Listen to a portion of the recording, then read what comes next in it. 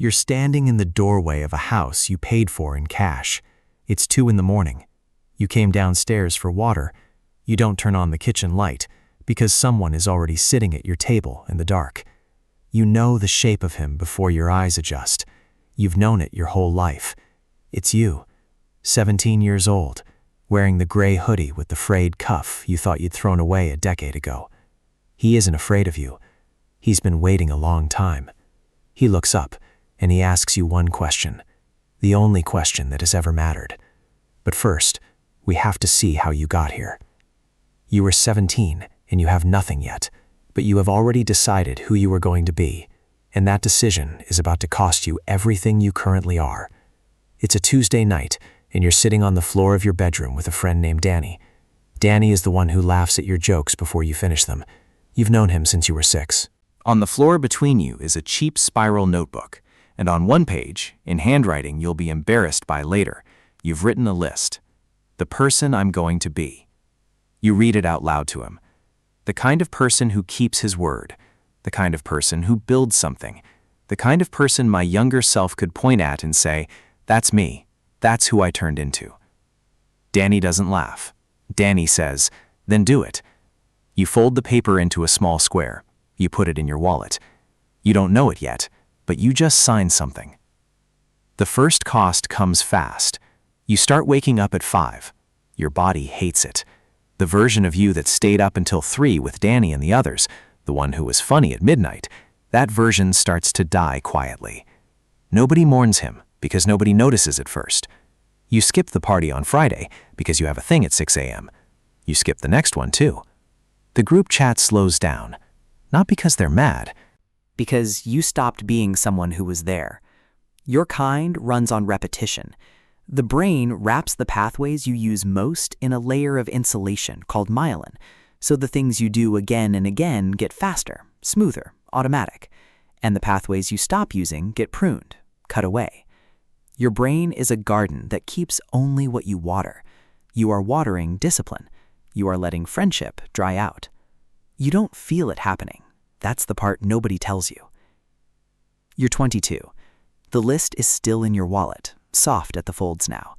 You've read it maybe 400 times. You start the thing you promised you'd build. It's small and it's ugly and it barely works.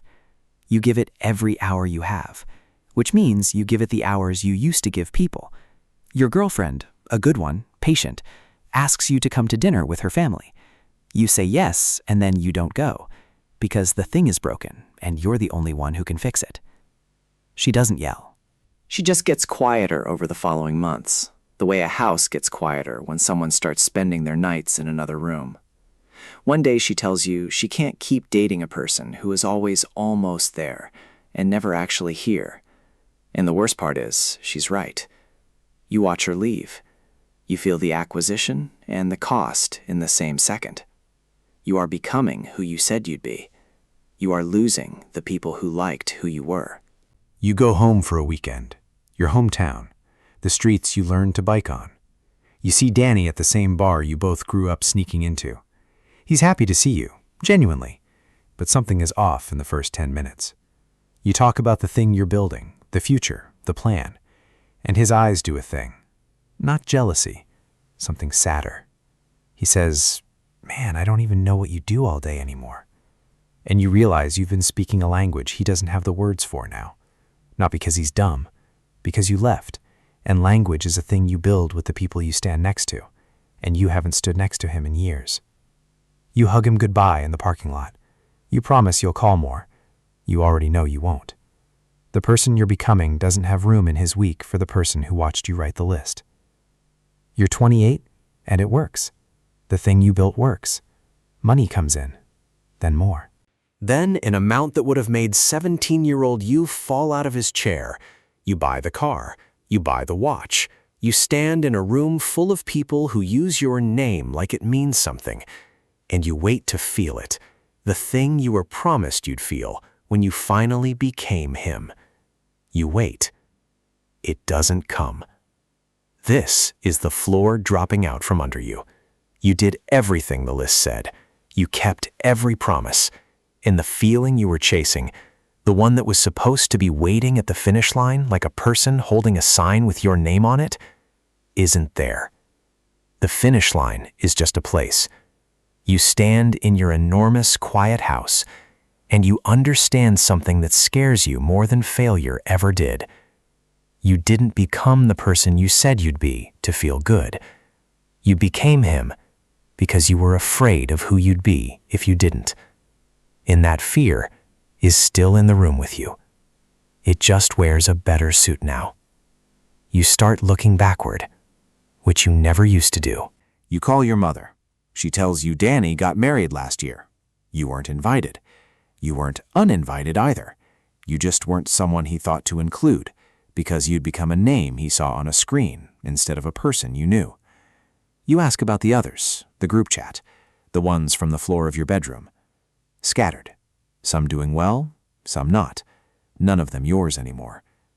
You realize you can't remember the last time someone called you just to hear your voice, with nothing to ask for. Everyone who calls you now needs something. You built a life where you are useful to everyone and known by no one. Then the call comes that you can't fix with money. Danny's in the hospital. It's bad. You're on the other side of the world at the biggest moment your work has ever had, the thing you spent 11 years building finally cresting, the room full of people who flew in for you. And a nurse 3 time zones away is holding a phone to a face that used to laugh at your jokes before you finish them. You have about 10 seconds to decide. You can walk out of the room right now, get on a plane, and maybe make it. Or you can stay and be the person the list told you to become. The one who builds, who doesn't flinch, who finishes what he starts. You stay. You tell yourself he'd understand. You tell yourself there'll be time after.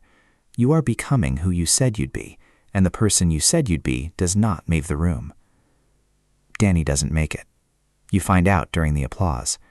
You stand there while 1,000 people clap for you, and you learn that the last conversation you'll ever have with the boy who watched you write the list was a hug in a parking lot and a promise to call that you never kept.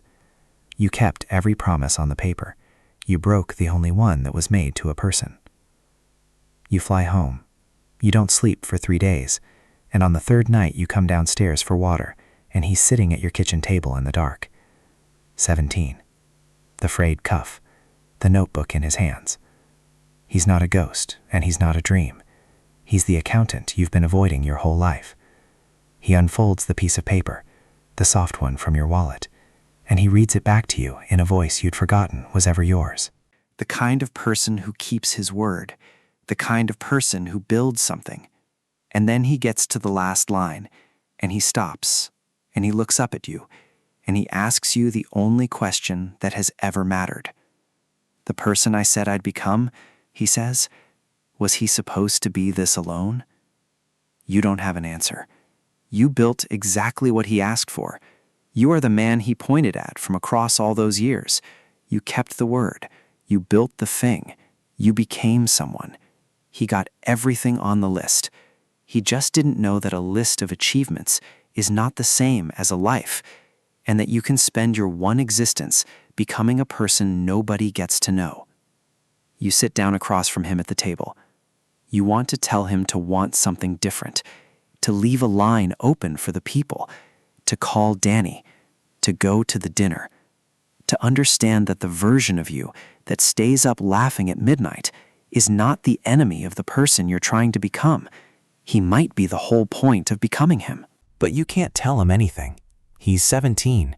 He's already folding the paper into a square. He's already putting it in his wallet.